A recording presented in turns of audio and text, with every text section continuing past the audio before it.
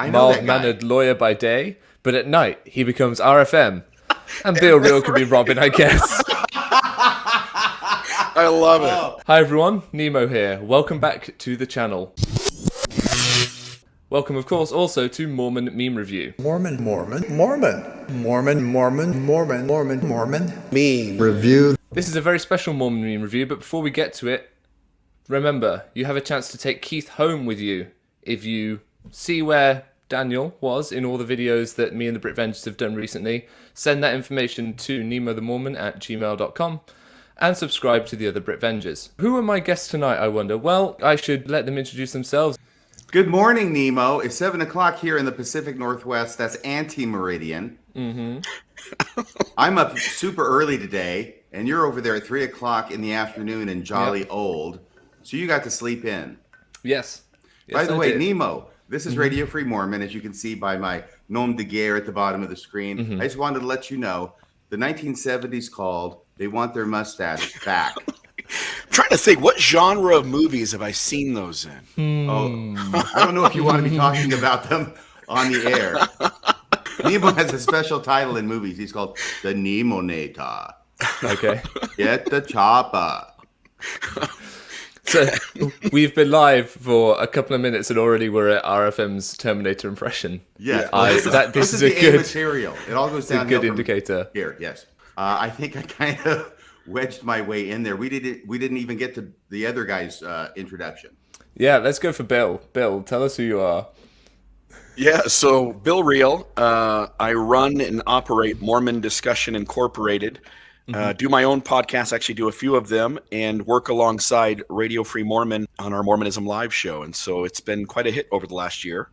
And we've had you on our show and had a chance to kind of get to know you, and now we're having a chance to be on your show. This is kind of cool. So should we get looking at some memes, guys? Let's do it. Absolutely.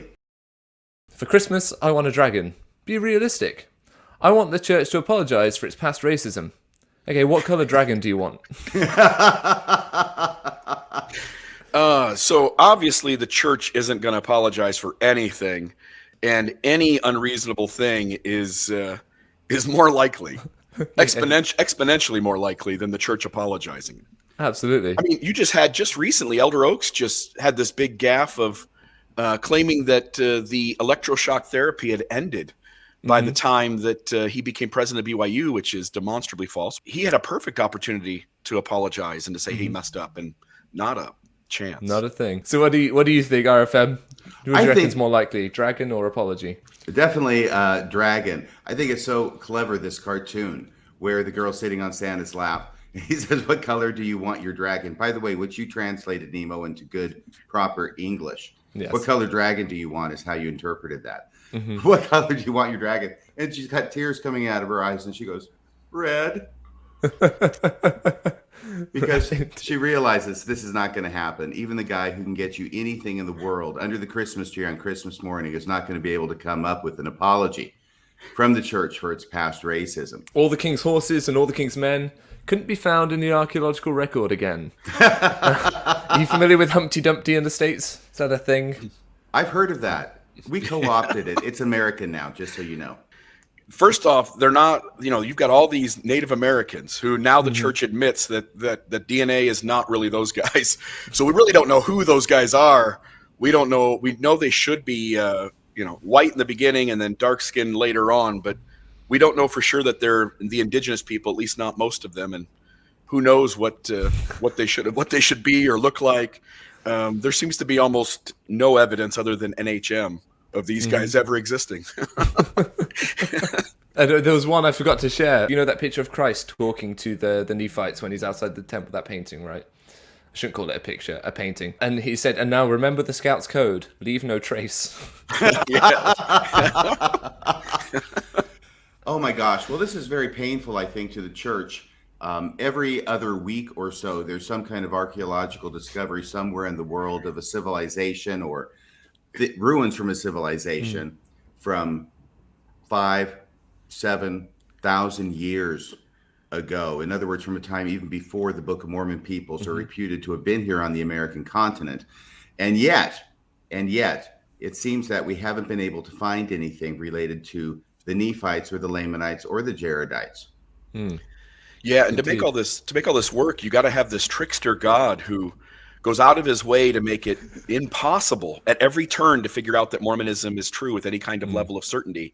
And so it has to be just Holy Ghost dependable. But what you end up with is a God who does it on so many occasions that you just can't trust him on anything. You know, one of the problems with the Book of Mormon, and this probably goes without saying, but it's so fundamental and basic, it bears repeating, is that the Book of Mormon, as we know, the church has taught from its inception, took place, or at least the final battle of the Book of Mormon took place on the hill Cumorah, nearby to Joseph Smith's home, where he got the gold plates from the angel Moroni. But after a lot of studied reflection and archaeological evidence came forward, it was determined that the events described in the Book of Mormon as they relate to that final battle could not have taken place on that hill Cumorah in upstate New York. There just wasn't a civilization of the size necessary in order to have the numbers that are recorded in the Book of Mormon present and fighting to the death. So therefore, what the intelligentsia at BYU and in Mormonism did was they said, okay, let's look somewhere in all of North and South America where we can find enough people who also, by the way, have the technology of writing, which is essential for the Book That's a of little Mormon. detail. Right. That's an important detail. They have to be able to write. Maybe not everybody, right? But somebody's got to be able to write on those gold plates. And so what they found was basically the Mayan civilization. No matter where you are in North or South America, there still hasn't been any sign of the Nephites and the Lamanites found in the archaeological record. How many people died on that hill, RFM, in Palmyra? Oh, my God. I don't have that detail in my head, but you know, It's millions, isn't it? Isn't it like 200,000 people or whatever? It's some kind of crazy number. Yeah, I don't think it's millions. And I've been to Palmyra. The hill isn't like the biggest hill in the world, and so there's a lot of bodies in there, and they've done LiDAR testing. People have done excavations. People who want the church to be true have dug that hill out and have taken radar and other kinds of technology to it, and not a single skeleton's been found. Right, next meme, chaps. I'm going to be what do you call them? Keep the crack in the whip, moving things forward. If you don't stop lying, you'll grow up to be a general authority. Do you know how you know when a general authority is lying? Mouths open. They're moving their lips. Yes. Oh my goodness! I can't. Yeah, please go through all of them. They all have. Yep. They all have a lie, and some of them have numerous ones. The one that will break my heart will be Uchtdorf. That will be the one that will. Can you break think my of a heart. time he's lied? Can you think of a time he's lied? I'm trying to think of one, but I can't. Nemo, when you were Yes. saying that you were going to be a hard taskmaster, it made That's me the think word. of somebody. Taskmaster it made me think of somebody you might know. His name is Winston Churchill. You ever heard of him? I don't know him personally, but I've heard of him. Suffice it to say, they lie a lot. Are you having Okay. doubts about the church? Is that how it I'm feels? having That's what it doubts about feels your like Brit- to actually leave the church. Oh, I'm sorry. I'm having That's doubts fine. about your British citizenship. I mean, that's how I would feel if I was having doubts about my British citizenship. I'm not going to lie to you. I'd feel pretty distressed. Yes. By the way, this meme, getting back to the meme. That's all I have going for me. Having doubts about the church. Yeah, kid screaming because he's holding onto the rope. He thinks he's going to drown in the water if he lets go. He lets go and finds out, he can stand up. It's only waist deep. And that's actually leaving the church. That is really, really good because this is the idea on the left that the church inculcates in its members. Where will you go? You'll do a half gainer off the side with your taffy pulling, patty cake testimony. So you don't want to do that because there's sharks in the water. They will eat you alive if you leave Good Ship Zion. And then you leave it, and not only is the warm fine and there's no sharks in it, you can actually stand up and the water's only up to your waist. And it's the perfect temperature. I mean, it's really enjoyable. It is. And there's a lot of fun people there too. And you could replace these captions. You could replace it, and it could say holding on to the iron rod and then letting go of the iron rod. It'd be exactly the same thing. Admit polygamy, lie about it until death. Joseph Smith.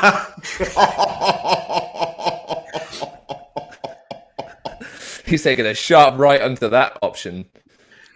I will tell you. Go ahead. Okay. Bill. No. I was going to say it. I think both options the first option I think also felt risky to him that it might lead to death, and he probably saw the second option as the safer option. History is not going to give him the benefit of the doubt on that one because it didn't turn out too well.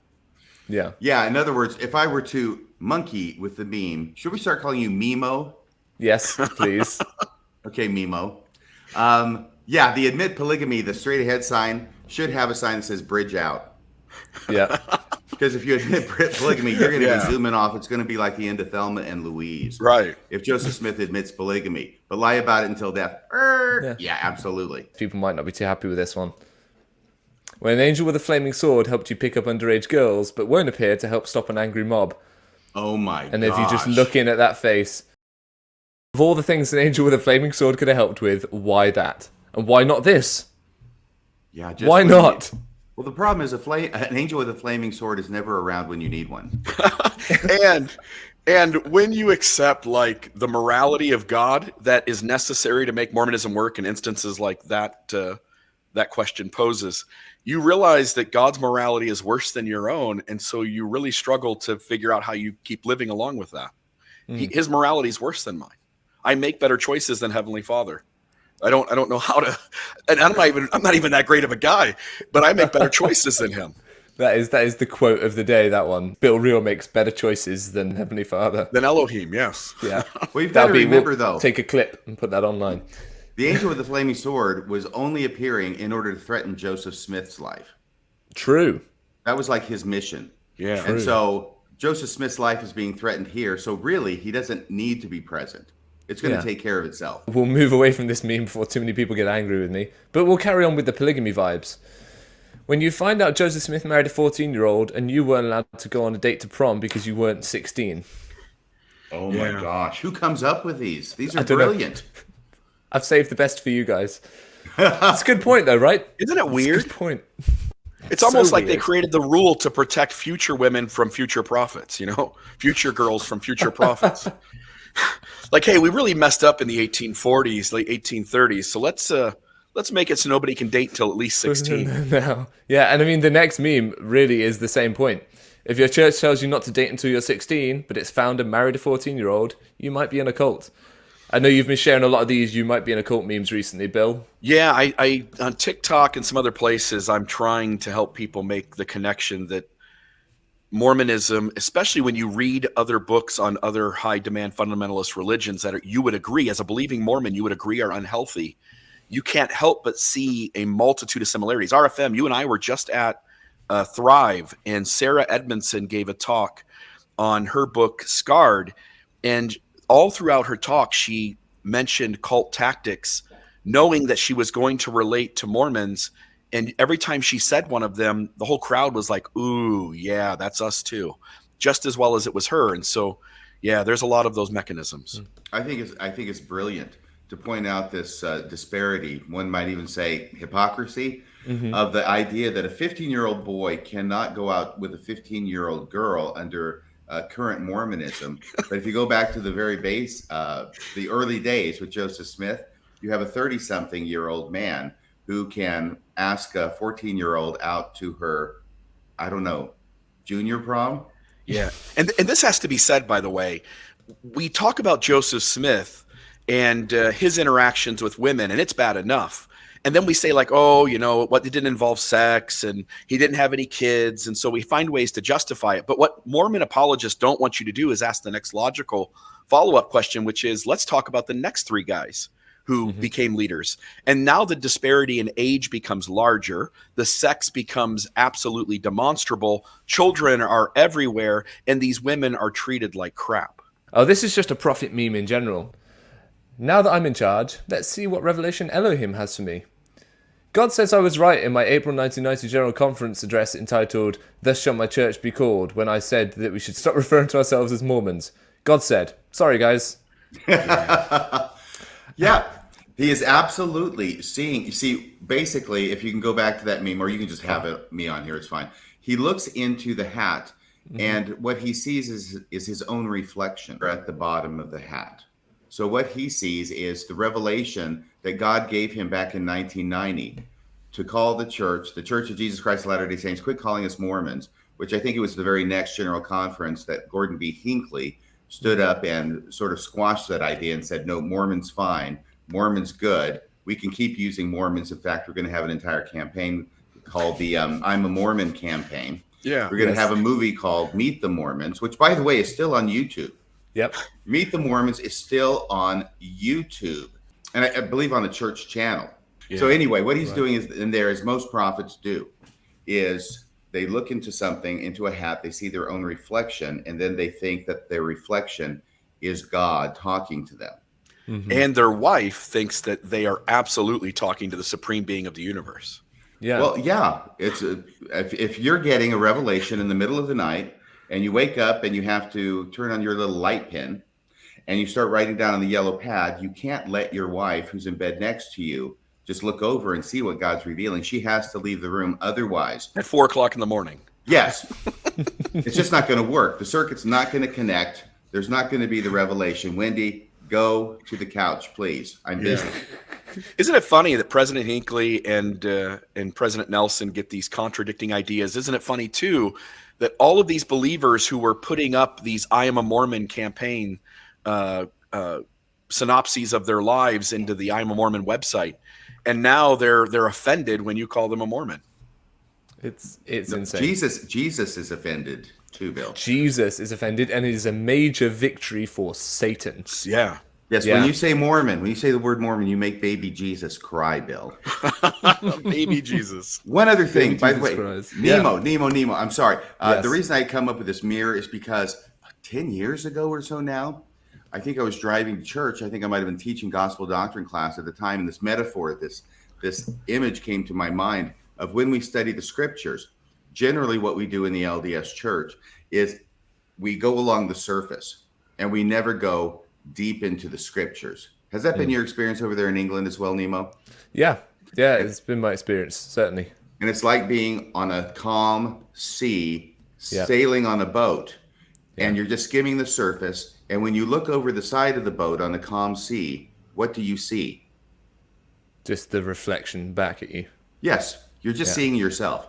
Mm-hmm. And this was the image that came to my mind because this is the temptation that has to be guarded against, which is just looking at the surface of the scriptures. And when you do, what you usually see is yourself looking back at you. Yeah. Mm-hmm. Liken them unto yourself. We have some British rescue memes now. So if you guys weren't aware, 3 apostles came to the UK and they talked about how it wasn't their own salvation they were dealing with. It was ours. It was us that they needed to save. Because, to quote Holland, let's give them a free pass, all right? Their salvation's taken care of. So, major drop of the second anointing there. I had church lawyers tell me to take the videos down because I uploaded them in their entirety and they told me to take them down. They weren't happy. So I did, but they exist elsewhere. They will never disappear now. I was aware that somebody else on the internet was still having those videos up. They've been taken down now. Have they been? Yeah. But those are available somewhere on the internet, aren't they? They are, Nemo? yeah. John Streeter has them. I've still got the files. You know, they're there. They will.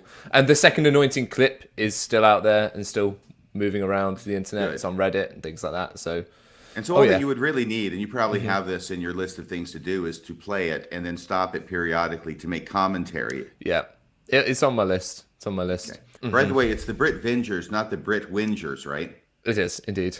Yeah. Okay, a little English humor there. Yes. Yeah, no, we're the Brit Vengers.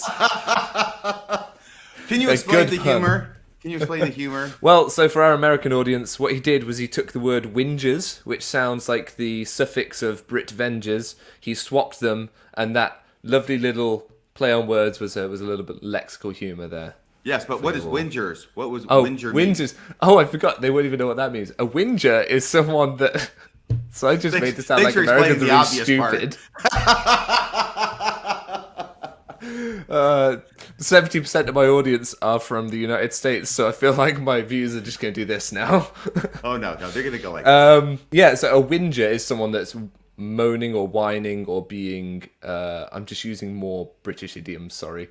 Someone that's being a crybaby is a whinger. So a Brit whinger would be? Brits that are being crybabies about the church.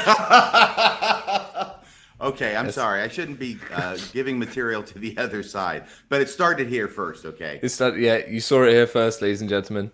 So this one is in reference to the fact that the videos appeared on my channel and lots of members of the church, active members of the church, watched them.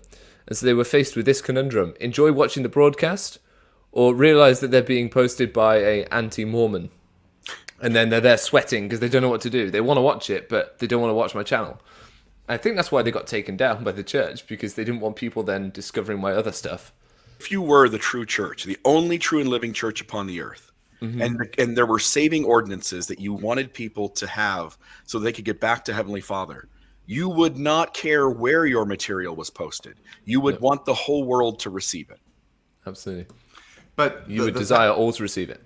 Yes, and the fact of the matter, you correct me if I'm wrong, that the video from both of the sessions of the English rescue or British rescue, as we're calling it, from recently when the three apostles went over, are those available anywhere on the church website? Nope. Okay, so there's a reason above and beyond just it being on your channel that they contacted you, because they contacted this other person. They want it taken down. They don't want it available. There's something that happened in those sessions that they would rather not have watched over and over again. Do you have any idea what that might be, Nemo? It might be Elder Holland admitting to the second anointing. It could be them just going on and on and on about their family history and their relations to England and not giving anything of substance. Yeah, they sent over their best and brightest, and they didn't do anything of substance other than drop some sound bites that actually hurt the church. On that line, which is the British Rescue, LDS Church, just throw it in the fire. They had an opportunity. They had 3 apostles in the UK and just nothing. Yeah, I almost wonder if they went out there for something else and talking to you guys was just a side note. But they went for a holiday. But they spent a lot of time on it. Yeah, they really did, and it struck me at the time after watching the sessions on your channel, by the way, Nemo, that they had nothing to offer, and they obviously know that there's problems in Britain with the membership and the shrinking church there. It's even worse there, I think, than it is in the United States currently. And they go over there. 3 apostles is a big deal, and they all go over there, and it seems like they felt that simply their presence would be enough to turn the tide, because it certainly wasn't anything they said. Everything they said, like you have already covered in your podcast about the Brit Vengers, the one you did with John DeLynn, and you did another one without him, I think. But they didn't have anything of substance to say. There's this huge fire that's going on. And it's like they send out 3 fire engines because it's such a big fire, but nobody decided to bring along any water. Yeah. But I think this is how Kurt McConkie actually sees apostles. Apostles see themselves like this. Kurt McConkie sees them like that. And I think so did all the PR guys, all the guys that they're right-hand men to help them, do the right thing and say the right things in their talks. I think they all see them as kind of bumbling idiots, but you can't tell them that because they're prophet seers and revelators. So you just have to, as Elder Oaks, I think, once said, it's kind of hard to stage manage a grizzly bear. Yes, he did. And, this is what lawyers do. You're trying to take your clients. I mean, I represent people for a living in court, and most of them are charged with crimes. And what you want to do is you want to keep them from nailing boards into their head, like in the meme. You don't want them to look horrible. And that can be a full-time job. I can only imagine representing 15 guys like that. And, at least you can tell your client, don't talk to the police, okay? You have a right to remain silent. I advise that you use it. Yes. And the apostles should be using it. They do use it quite a bit. But every time they go out and they start talking without the teleprompter, without the script, they subject themselves to questions from an audience like Elder Oaks did at the University of Virginia recently. Then all of a sudden, they got the 2x4 nailed to their head, and Kurt McConkie is going, oh, geez, what do we do now? I posted this on my site and got people to submit their memes to me. So the quorum of the 15 being as transparent as they know how to be. RFM. There's a little dance there, huh? Bring it. They see, that's very, very funny. And this is something that Bill Reel had posted without my knowledge, permission, or consent on my Facebook page, which is why I immediately revoked your ability to do that. No, I saw this on my Facebook page, And I have no idea what this is referring to. I don't get it at all. It was obvious from some of the comments that people who are looking at it did get it. But can you explain this to me, either one of you? Because there's a guy in the pink, and the guy in the pink is me. And it's okay. I have a strong feminine side. I can deal with the pink. But what's going on here? That's the guy from Batman, isn't it? It's Bane, yeah. Yeah, Bane comes in. He's the bad guy. He thinks he can do whatever he wants to do.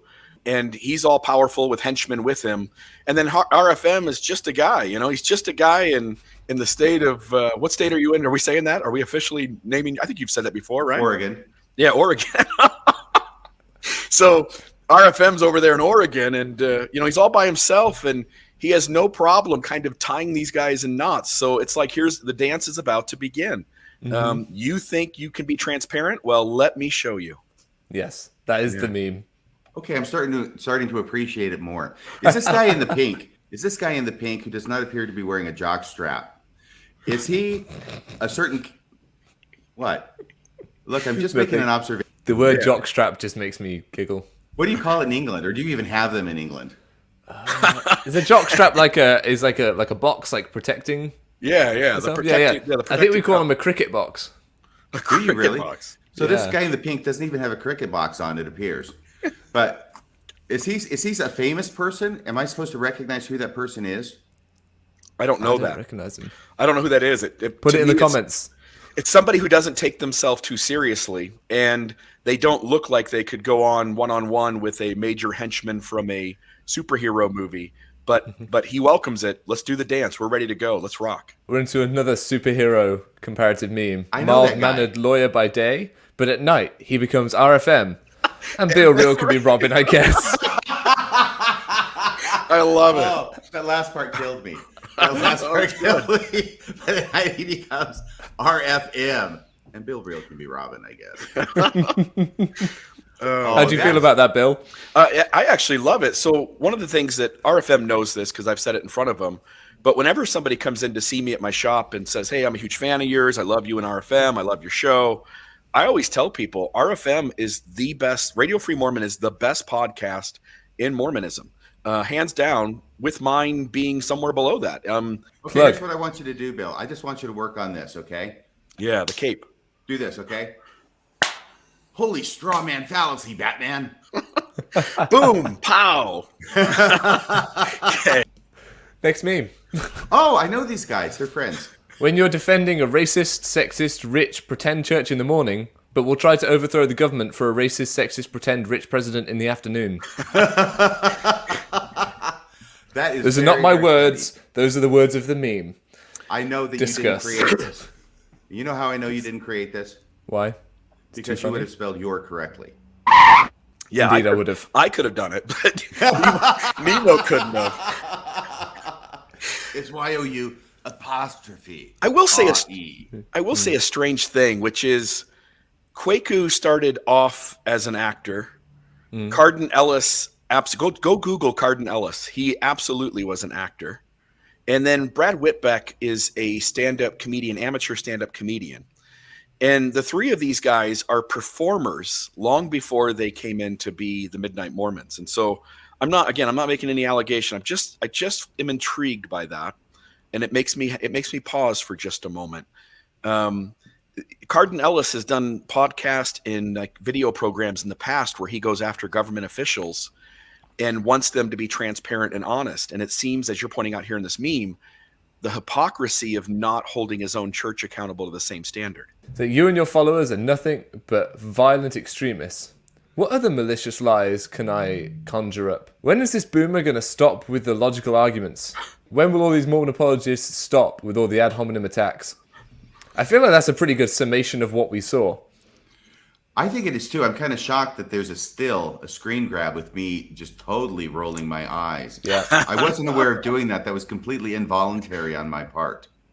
Yeah. I understand why, though. I understand why. Tell us a little bit more, RFM. Tell us a little bit more about that debate that you had. About the debate. Okay, here's the deal. The deal with the debate is I developed a splitting headache halfway through it. I got done with it. And I still had a splitting headache for several hours afterward. Fortunately, somebody was nice enough to bum me some Excedrin. And so I did not feel like I did my very best job at the debate. I felt I did okay, but a lot of it was a blur that I couldn't even remember. Well, since that time, I've looked at the reviews. They're positive, they're negative, but some people have told me that they thought that I did a good job with this, or I've looked at a clip that has a clip from the debate, and I think, oh my gosh, I forgot that I said that. I really did say that. Oh, that wasn't so bad at all. Mm-hmm. So now I've come to the conclusion that actually I did okay in the debate, and it's been hard for me to get to this point. It's much easier for me. I'm the personality type that if someone says something negative about me, I'm going to believe that much more readily than if someone says something positive about me. But I have been finally reduced to reluctantly agree with the people who think I did an okay job, even a good job in the debate. So what was your question again? Oh, no, that's fine. That covers it. Does it cover the debate? That covers it, yeah. So there's a lot of things that happened. I think that in retrospect, this was the point I was laboring toward. In retrospect, I feel like I brought a quiver with 100 arrows in it to the debate, and I shot off 50.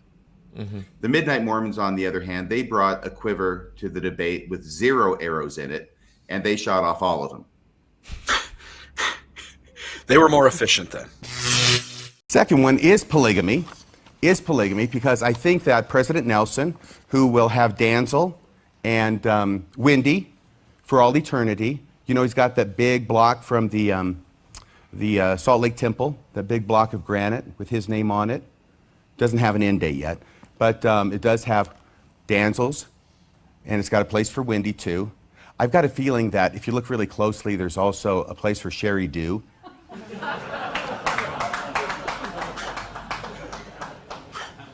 I'm just saying. I forgot I did that too. You know, it's like, wow, too. So what is that? What is the story behind that? Because I was unaware of why that was funny. Look, when I speak, when I do my shtick, okay, when these thoughts are coming to me and they're coming out my mouth and I'm making my little jokes, this is art. This is performance art. And it's not for me to explain it. Okay. The different people who are the viewers of the art come away with their own interpretations, and each one is equally valid.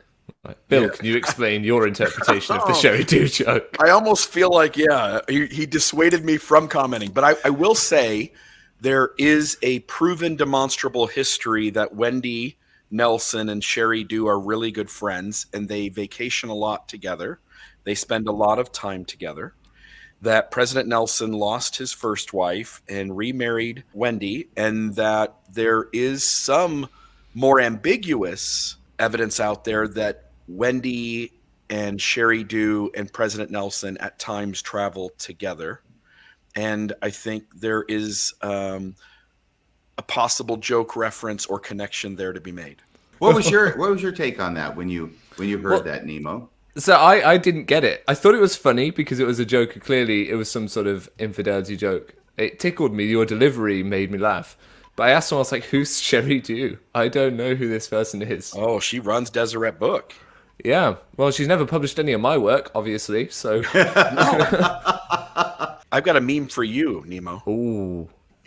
Quaku L, Dave Schmidt. Corporate needs you to find the difference between this picture and this picture. They're the same picture.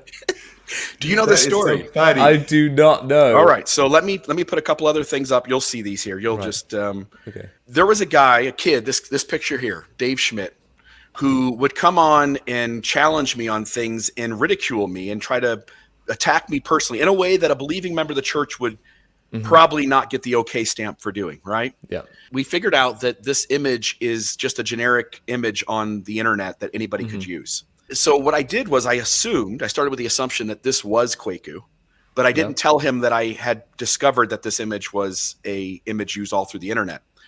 And so what I did was I got Quaku to admit that he knew Dave Schmidt, and I got Dave Schmidt to admit that he knew Quaku. Except the problem is they're either one and the same. This is my message to the two of them. And I'll read this. Dave and Quaku, good morning. Quaku, you and Dave know each other, and all the evidence points to Dave not being real. Hence, either Dave is Quaku or Quaku, knowing, collaborated with a fake Facebook profile and the person behind it to get a message out with even more deception. Dave has agreed to do an interview tomorrow. I'm available all morning till 12:30 p.m. I then am having surgery and will likely be unavailable for a couple of days as I recoup. Dave assured me I was afraid, and he was absolutely would do the interview. So now I am waiting on him to schedule that. Let me know, Dave. Thanks, fellas.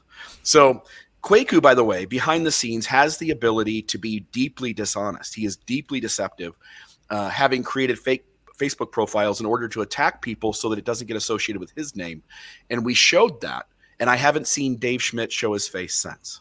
So if you ever see Dave Schmidt on Facebook, that's Kwaku. Thank you very much, fellas, for coming on. This has been brilliant. Make sure you all go and check out Mormonism Live, and you all go and check out Radio Free Mormons podcast as well, and all the other wonderful stuff Bill Reel's doing.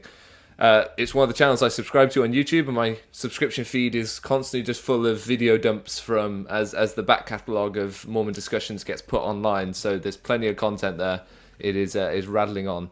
Remember, you can win a horse. Horses are important. Horses are good for the environment. And this horse could make its way to you anywhere in the world. I will send it to you. But you just need to make sure you subscribe to the Brit Vengers and let me know where you've seen Daniel recently. Send that to nemothemormon@gmail.com. Make sure to subscribe. Everyone have a great time. And we'll see you all soon. Bye. Bye-bye.